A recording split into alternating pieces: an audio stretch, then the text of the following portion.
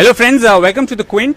Today is World Photography Day and we thought we'll meet with the man who has a lot of cameras. जी हाँ, आज world photography day है और हम cameras के बारे में बहुत बात करते हैं. हम स्मार्टफोन कैमरास बहुत ज़्यादा इस्तेमाल करते हैं, बट क्या हम जानते हैं कैमरा का एवोल्यूशन कैसे हुआ, कब से है कैमरास इस दुनिया में. And which is why we wanted to show you a glimpse of the kind of cameras that we have over here. As you can see, these are the kind of cameras that we are looking at. These are as old as the World War II, to be precise. And this man, he ends up collecting all these cameras, and he's been collecting a lot of them, more than 500 I've been told. So as you can see, these are the cameras over here, and we are going to meet the man, and he's going to talk us through these cameras and tell us the story behind it, the interest behind it, the excitement behind it more than anything else.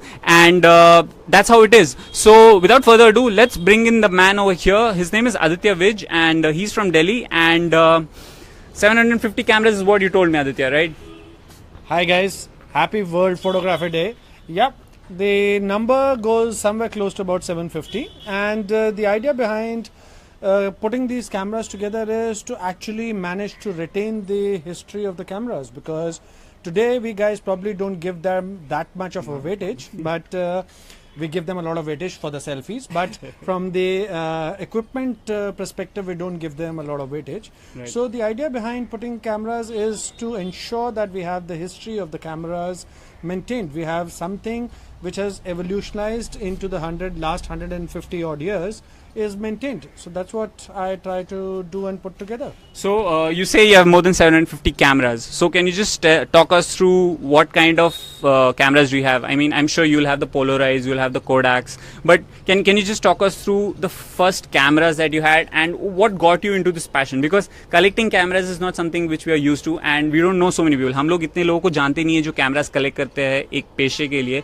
But this is a man who does that, who's been doing that forever now, and cameras is just a very slight aspect of what he does. So we're not going to touch upon that today, because today is World Photography Day, so we'll give precedence to the cameras, and which is why Aditya is going to talk us through the cameras. And so tell us, I mean, what kind of cameras do you have, and what can you tell about them, and how hard is it to maintain them? Because I saw the cameras that he has, and trust me, no, it's not easy. हम लोग smartphone cameras को लेके इतना addict हैं आजकल. We don't really realize the kind of technicalities that goes into cameras, but this is what it shows us. This is what shows us the evolution of cameras and how simple it has become.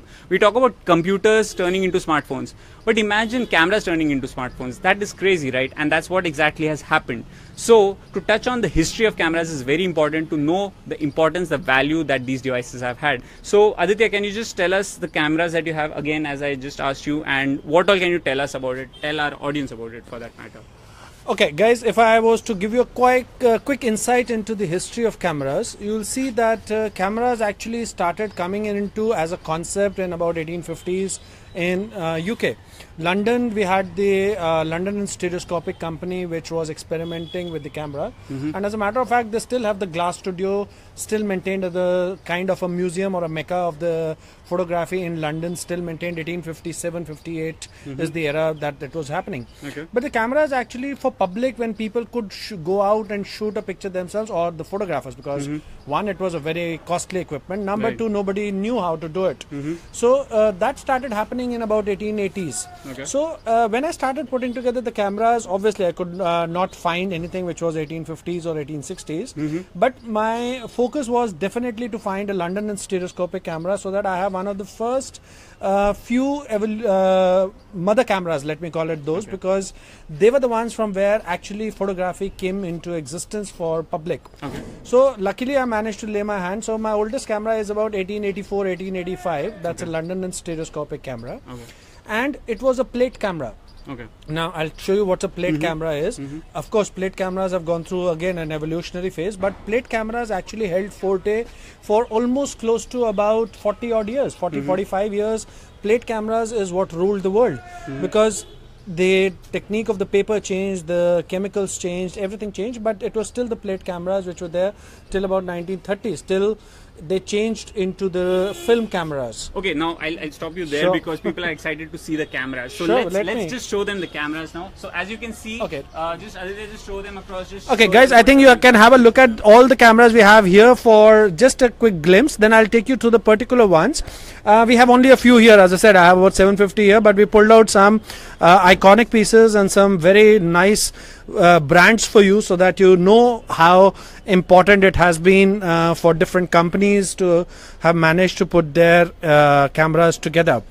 I'm going to start with showing you one of the oldest camera. As I said, that's the London stereoscopic camera, an 1885 camera, and this is what it is. If you can see it well, and if I show you the label here, it still has the iconic metal plate of the London and Stereoscopic Company here.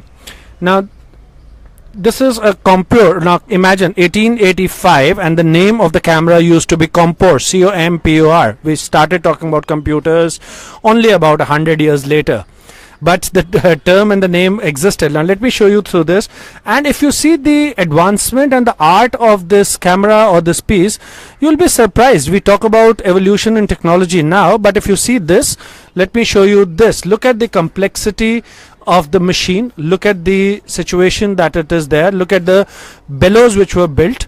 So it is something which is a phenomenally designed, phenomenally created piece of equipment. Now let me show you how they used to click a photograph.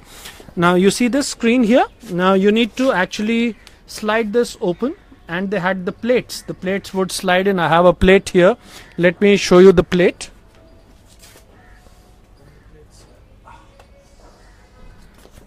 Okay, so this is something similar to the plate. They would put this, they would slide this plate into this. They would expose the plate like this.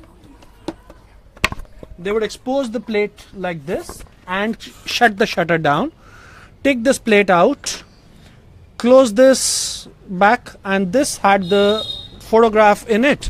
Now this was sent out for the darkroom development. So at a time you could click a maximum of 2 photographs. So that is the kind, not like what we guys do today, that we go on clicking and then we editing and we doing that. So you had a situation where you could click 2 photographs at a time, and this is the bellow camera. So this is how it used to be shut, this is how it would get locked, and there. So we have a beautiful piece of equipment, now only about 130 years old plus. So I love to retain this. This is what gives me the excitement factor into having my oldest camera in place. Let me take you through some other old cameras. You can see a field camera here. Now this field camera is a 1930s field camera. Now if you see, it has the tripod, the wooden tripods, the bellows. Now we had lenses which were made by the Carl Zeiss company, and these cameras were again plate cameras, but they were plate cameras which could click a lot longer, could click a lot wider pictures for the people. So you could adjust the bellows, you could adjust the camera positioning, you could adjust the distance that you wanted to shoot. And similar, again, it's a plate camera which is there, but these were the field cameras. So we had a lot of field cameras, we had a lot of handheld cameras which came into this era. I can take you and show you. It's the same. The working operation on this camera is again the same. You could open the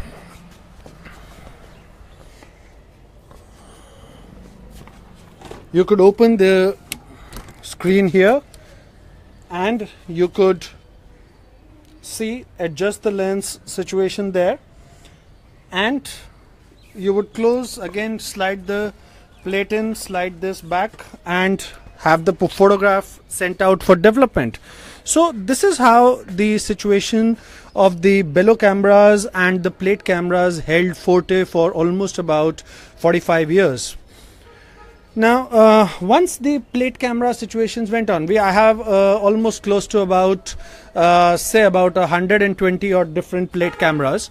There's one which is right opposite and right there. So those ones which you see is the Watson and Company London bellow camera, which is there. Again, it's a plate camera. You had all different shapes and sizes. If you see this, this is a medium-sized field camera. That is a square box-sized medium camera. The one we just saw is the large size one. We have one very small plate camera which is here. This is 1920s. So the plate cameras which used to be there used to come in into a lot of different shapes and sizes. That is the major one. Now if let me take you through and show you one very interesting stand situation which is there. Now this is what we called in as the adjustable stand. Now this stand, we saw that tripod which were just the legs. Now this is a stand which could be adjusted. I could adjust the position of the cameras. I could take it down. I could take it up. If I wanted the camera to roll up or to roll down, I could do that.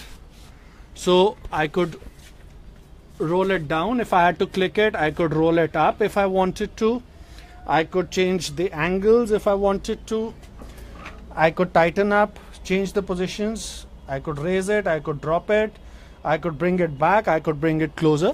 So this is what we already had happening 80 years back.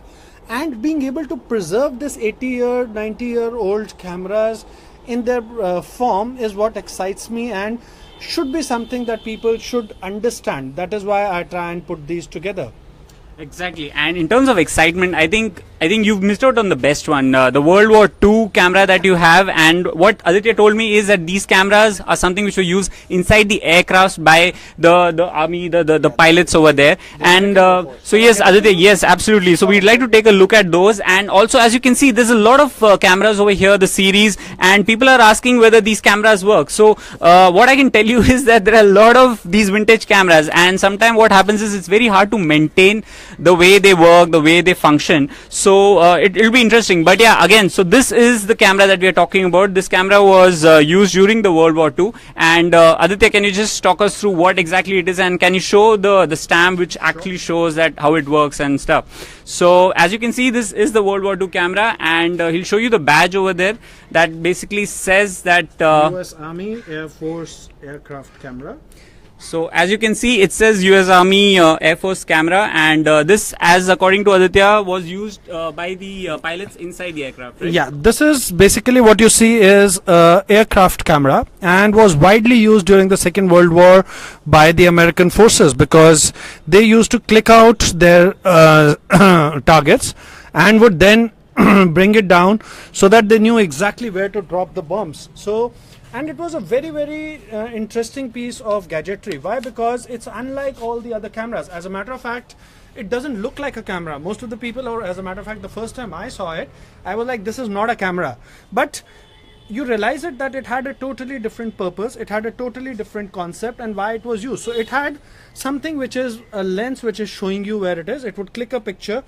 They would develop it there itself, identify the target, and set the altitude or the position here. So they could adjust, they could change the altitude, they could figure out how much it is from this and then go ahead and drop it. So they could change this one. This is the, I'm sorry, I think it's a bit stuck because of the age.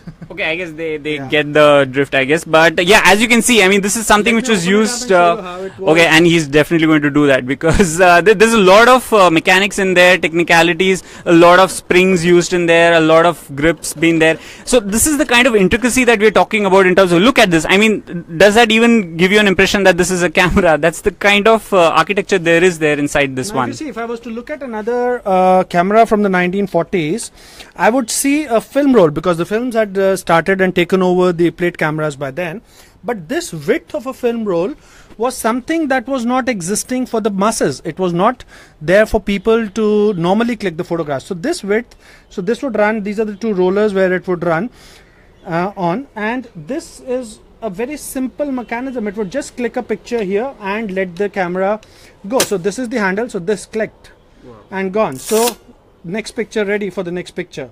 So this is clicked. And people are asking what kind of reels were used in No, this. that's what I'm saying. These were specially designed army reels. This is the width of the reels which were there, which were developed for the aircraft cameras. Okay. So this is something which is very interesting and a unique piece of history. Which Well, Amar Mohammad Riaz is saying this looks like a typewriter, and Amar, I don't really actually argue with that because it looks like one. And speaking of typewriters, yeah, I mean there are typewriters as well. So, but we'll again not going to talk about that. Okay, we've seen the World War II camera. Now, finally, we've seen pretty old camera, 1885. I mean, I don't know how many of us were even born. I mean, definitely not born back then. And okay, apart from that, what else do you want to show us out there? Because we've got a lot of cameras here, and audience are now getting excited to see more of them. People are asking, where is this event happening? What we can tell you is that this is happening at Aditya's house. So, if you, I mean, are you open to people coming over to your house to check them out? Okay, so he's open to public viewing, so that's good for you.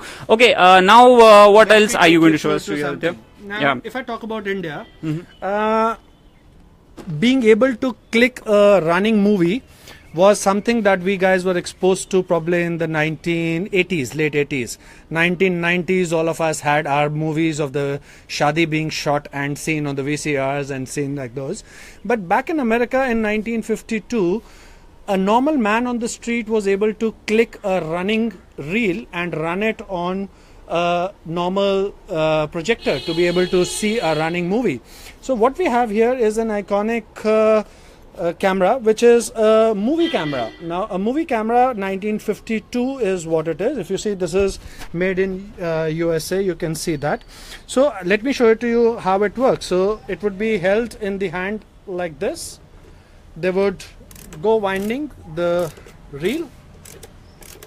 So once I have wound the reel onto the spool, I'll show you the spools inside, and I would go shooting. That sound in itself was something, I must say. Yeah, so it was, and I had the movie which was shot.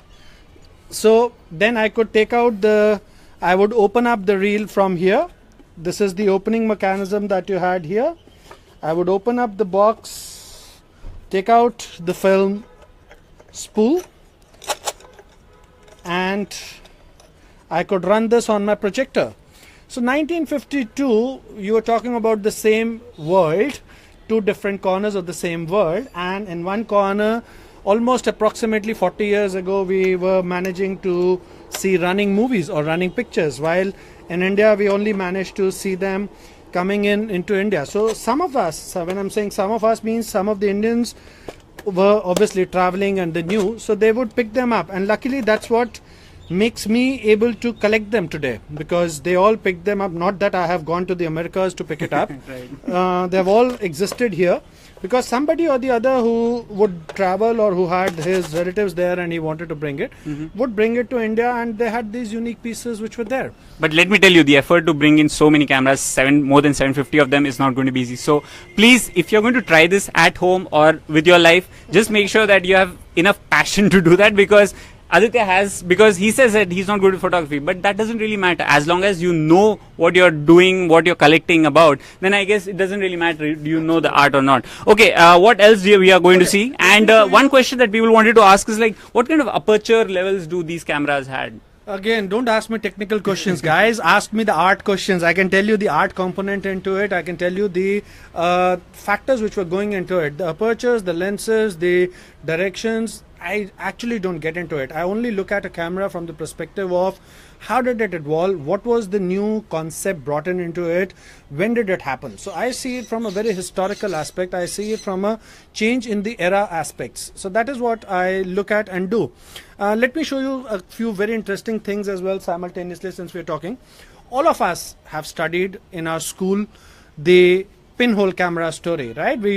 All of us have made models on the pinhole cameras where we would take a shoebox, drive a hole in, and we made a pinhole camera.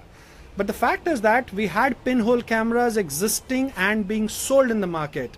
Let me show you a pinhole camera, a 1934 pinhole camera made by Norton Cameras USA. And all the photographers, everybody who knows or understands camera here, I think the first question everybody would be wanting to know is, where is the viewfinder? Right? Because in this, you don't see a viewfinder. And the fact is that since it's a pinhole camera, it never had a viewfinder. Okay. All that you needed to do was, if I was to click a photo, I would go there and it's done. That's it. So this camera is a Norton camera, and believe it or not, it's a miniature camera. This is the size of it, and I had to pay a fortune for it just because it's something so unique. It is something so different that it's hardly ever seen, because pinhole cameras had a very short life in its commercial life. What era was this used in? I mean, like when I say this is 1930s. Okay. This is 1930s. So they had a very short commercial life. They hardly existed for about probably 2 to 3 years, if I can say. So Norton cameras history, if you check out, so you'll see only about 3 to 4 years of course they were selling more cameras, but the pinhole camera is what I'm talking about. So why do you think, so when you say they had such a short time frame in terms of the existence, how did this get conceptualized? Because pinhole cameras, you say there's no viewfinder. So what was the art behind this, and why do you think? See, pinhole cameras we've all studied in science. We were taught how a small exposure to a photo light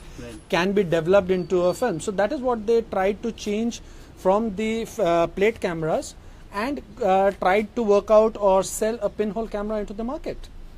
So which didn't really do a lot. Yeah, because it was more not, of an experiment. It was, an experimental camera, but an iconic one for a collector's perspective. And as he said, it costed him a fortune. So let's hope it was worth the fortune, I guess. Okay, now can you look at the first Polaroid? Because Polaroids are something which are still in existence. I mean, brands like Polaroid themselves are making them. You've got brands like Fujifilm also doing that now. We've seen a very fancy Instamix series which has been launched for under 10,000. But we're talking about the original Polaroid, the camera, the brand. And as you can see, is this the first Polaroid ever, Aditya? No, it was not the first Polaroid ever, but this is one of the first successful Polaroids.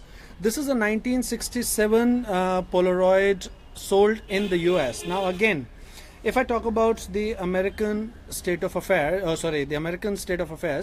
they had Polaroids existing back in 1967. While in India, we were introduced to the Polaroids in 1990s. I'll show you some 1990 Indian Polaroids.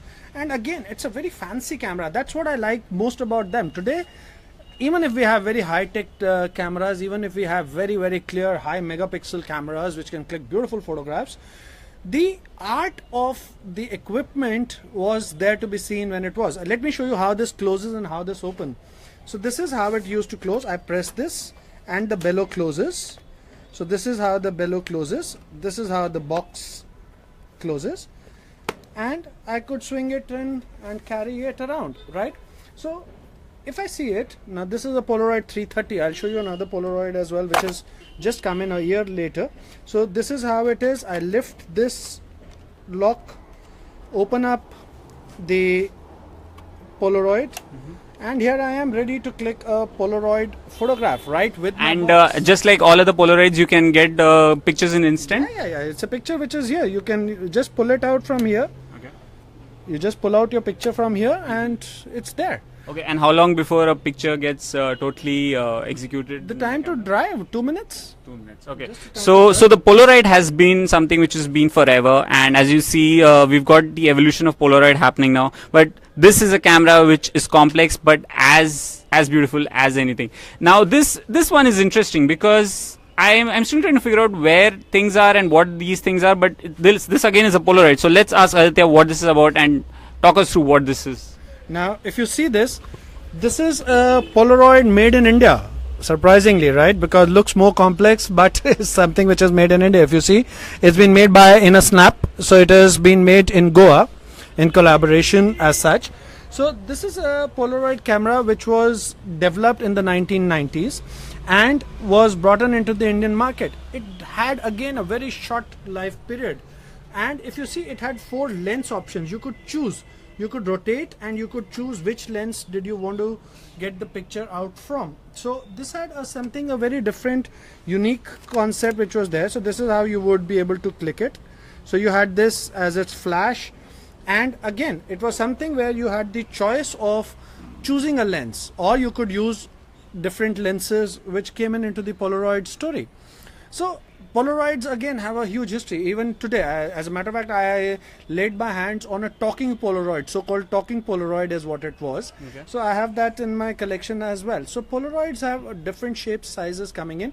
Right from 1967, I'm talking about my collection. I'm sure there would be a few more prior to that. So 1967 to 2009 is what I have, the Polaroids which have been brought in and put into place. That's a lot of collection there. Okay, now Arthur, one of our viewers, he wants you to show the disc camera with which uses a floppy I disk. don't have it, but I'll just arrange it for you right now. So Arthur, we'll get that for you specially because we don't have it in display with just so many cameras. But apart from that, as you can see over here, there's just so many other stuff. You've got the Mamiya C33, you've got the Yashica, probably one of the first versions of the camera. You've even got the Hotshot 35UF. That, if I can say, that is one of the first camera that I used during my childhood. So there's a lot of history, there's a lot of nostalgia that I can see over here. There must be a lot of nostalgia that people can associate with the one. I mean, everyone who's watching this can probably associate themselves with. And काफी कुछ है यहाँ पे देखने को, काफी कुछ excitement है, काफी लोग जानना चाहते हैं कि ये cameras कहाँ से है, कैसे आए हैं. Aditya has made a lot of effort to collect them, and as he mentioned अभी थोड़ी देर पहले, Norton camera के लिए he spent a fortune, and no wonder, because people are not just going to hand them over these to him. They are definitely going to charge him for that, and one really hopes that it's worth them for him. And as you can see, he's giving you the chance to experience them and take us through whatever he has. He's got everything all across generations. Even it goes as old as 1885. So that's how much wide his collection is. And okay, Aditya, there's some people asking, what's the camera over there right behind you? Can you just show us those? Okay. So there's some viewer demands happening now. So I guess you're totally fine with it. So let's take us through those of these cameras. And Okay. Guys, this is as a matter of fact, that was the next thing I was going to take you through, is that apart from the equipment of the cameras, something which evolved was the flashes. As a matter of fact, all of us in the old Hindi movies would have seen this field camera or this field camera, and we had this guy throwing the black cloth back and the bulb would go pop. That's a very iconic picture which is there. The bulb goes back. Now what happened is, along with the cameras, the flashes and the bulbs evolved. It wasn't only the cameras which evolved, the bulbs evolved. So you have a very, very fancy detachable flash which was there. Let me show you. It's called an umbrella flash, and this is how it was packed. And a photographer would pack it and keep it. Once he had to click a photograph, so he would open up this fancy flash, hook it up, fix it to his camera, get this fixed up to the camera, and I am ready to click the picture. And the bulb inside here, if you see, was fixed. And when it started in the early 1950s, you could use that bulb once. The bulb would go puck and it was over. You had to replace the bulb every time. Let me show you a used bulb simultaneously so that you understand what it is.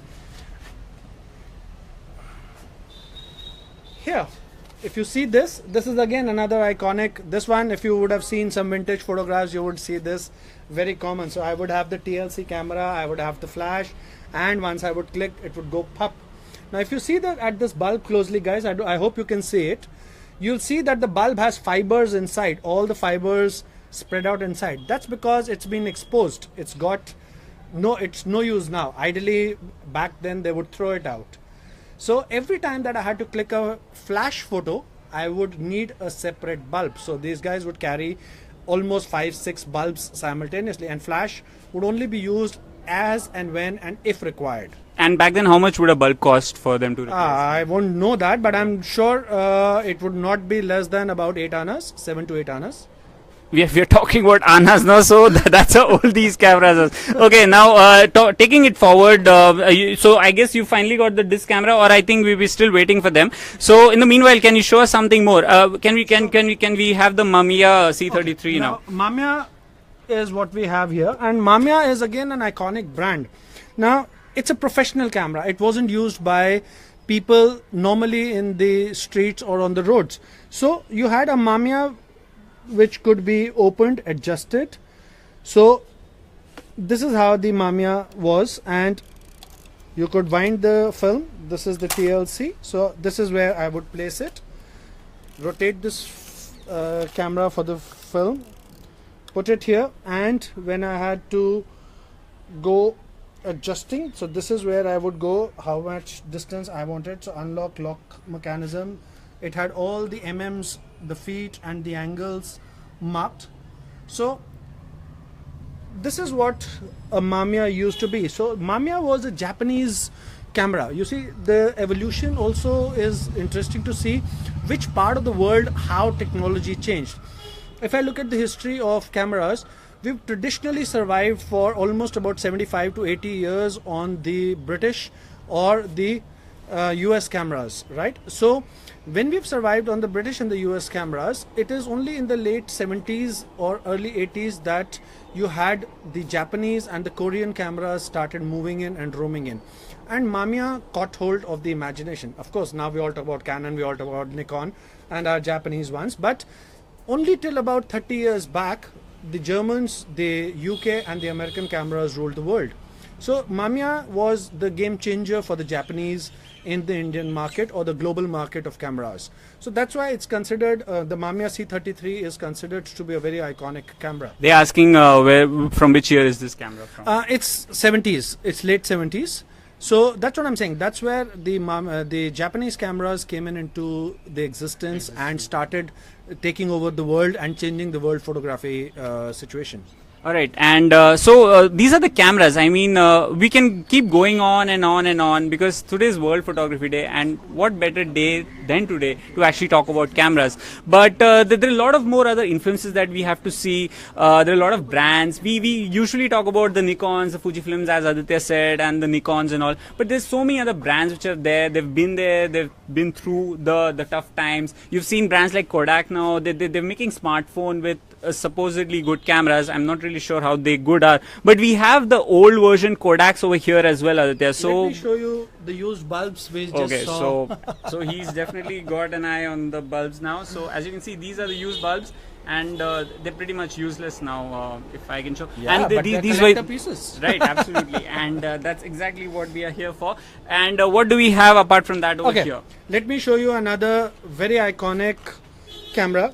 It's called the Bell & Howell camera. Now the Bell & Howell is like, if I was to talk about the Mercedes of the camera world, right? Because they used to make much higher advanced cameras as such.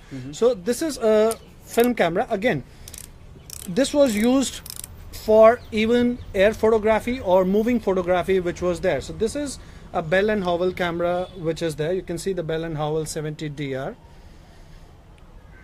And it had such a lot of fancy systems and mechanisms in place that you could use it for multi-purposes. You could take it into an aircraft, low-flying aircrafts, and get pictures clicked there. And you could get into the moving cars and click it from here.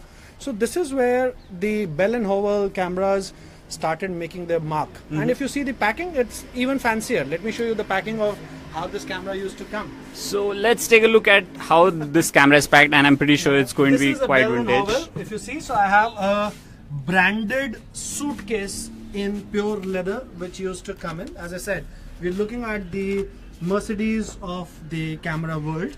So you had the Bell & Howell camera, so you saw a equipment situation. So you had this camera which is positioned here, so it's almost a jewelry box. Plus it used to come in with its oils. You can see still the oil factors which are there, the camera oil made in USA. So all the bulbs, all the rivets, it had the equipment keeping places. It had these rods to put in the different lens fixtures. So yeah, and Bell & Howell, I have a feeling by the looks of it and by what it's called, I think it's a British brand. It's a US brand. It's a US brand. Okay, so Bell & Howell, and this is from which year? If this is 1960s. 1960s. So we've got the 1930s, we've got the 1960s, we've got the 1885s. It doesn't get more than this in terms of cameras. And Mr. Athar, I have oh yes, and Athar, you have your demand fulfilled now. So this is the disc camera. Okay, now this is a relatively new camera. I don't really give it a lot of weightage because it's a relatively new camera. It's only about 12 years, 13 years old. But the uniqueness of it is that it is practically a non-existent camera when you talk about it, because it's a disc camera. We've seen real cameras, we've seen other cameras. Let me show you what a disc camera is. Actually, it's a Kodak disc camera 4000. A disc camera is something which uses a disc to record. So we are coming to the computerized era of photography by coming into this. So it's like, if you want to call it, it is the floppy of the computers that you used to have. So as computers matched the floppy, the cameras came in with the disc cameras. So this is a disc camera. It came and it disappeared faster than it came. What could be the reason for that? There was no takers. Why would you do that? Because you simultaneously have the digital cameras coming in, and technology is something. So it was basically overlapping with what was already it's something there. Like a pager. Pager came in while mobile was already existing in most of the parts of the world. So it had 2.5 years of life. Same with the disc cameras. They came, they were introduced, and they lost out into the world. But it's a collector's piece. That's the important part. And yes, I mean we've always been repeated about collector's item, and this is all it is about. And we can keep, as I mentioned again, keep going on, and I can just not stop repeating that line because there's just too much to be shown here. And this is okay. I can also say that you must be wondering when we say 750 cameras, but we are hardly seeing a margin of it, and that there's a reason for that, because if we actually show you 750 cameras, we might actually end up showing you this live coverage for almost a day, or in fact more than that. So we don't really want to stretch it that further. But Aditya, one last camera that you probably want to show, a special one that maybe that people would want to see, is going to come out of this sandook like box now. And I say sandook because no disrespect to the camera or the product, but it's just that it just makes me feel like it's all vintage at its best. So like, yeah, please go ahead, Aditya. Okay. Just So show what us you see what we here have over here. is something which has got a weightage which is more than a camera. You see the amount of money, the thing spent in protecting the gadgetry and the thing, and how it has been maintained. You can still see the studio's name here. This is a camera which comes in from 1930s, right? Late 1930s, 1940s. It's an overlapping decade. So if I show you how it was packed and how it is, so this is how it is. It is, if you actually Google it or see the Camerapedia, you will see, oh, I have a spider friend here as well. Okay, so this is a camera which is one of the most iconic cameras in the photography world, and I'll show you why. Let me take it out for you and show it to you. So this is what the camera is, and of course you have the section for the plates, you have the section for everything, and you still had silica gels back then in cloth, so to protect the films from getting moist. So this is how it was packed, carried around for people to be shooting. So this guy is almost, when the guy was carrying it, if you see the 70s ka movie, the doctor used to carry his box. So this is the photographer's box which was there. Okay, one of our audience wants to know, where did you get this camera from? I mean, they're not trying to get it from you for sure. But see, it's at people's place. It's at old shops. It is there. Luckily, in India, we have a very nice trend. Whenever we clean our houses, we decide to throw things, and I love people for that. So that's the reason why I have them. Okay, so now yes, going further ahead with this camera. Okay, so this is how it is. So this is the first flap opens when I rotate it. So the first step, so flap opens, I go rotating it, the lens comes out. So fancy story number one. Fancy story number two, I open the top flap, and I don't have a normal folding, so I have almost a packed viewfinder which comes in. So this is the viewfinder that I have, a leather viewfinder which is there. So again, now I have this leather viewfinder, I hold it like this, I can see, I can adjust the lens, and again it's a plate camera if you see. So, and this is a Graflex camera, a Graflex again. So this is how I would go. I would expose the photo, and I would slide it back, and once it is done, I would release the thing, send it for developing. So this is it. So, and it's a Graflex camera. So if you, I'm sure all the guys who understand photography or who study the history of photography, they understand that the Graflex was one of the iconic companies contributing to the camera story. So this is how it was. So this is the masterpiece back almost 80 years back, which was created, and luckily some nice guy protected it and handed it over to me. Yes, absolutely. I mean, if it's like 70, 80 years old, it looks in quite a pristine condition, and and kudos to you for keeping them in such a state as well. Because trust me, these cameras, and at least in this generation, it's not very easy to maintain them. But again, I mean, the way Aditya has maintained them is one of the reasons why we wanted to show you the kind of cameras that there have been, and no better day than World Photography to do that. So I hope you liked our coverage over here on the Quint. This was a very long session. We didn't really plan on that, but the fact that there was just so much of interest coming in, so many audiences were interested to see what all was happening here, so many cameras, as you can see right behind me. So this was all it is all this is what all it was all about. And I hope you liked it. Please like and share this live with as many people as you can, because World Photography Day deserves that. Thank you so much, Aditya, for joining with us, and this is all from us over here. Thank you for joining in.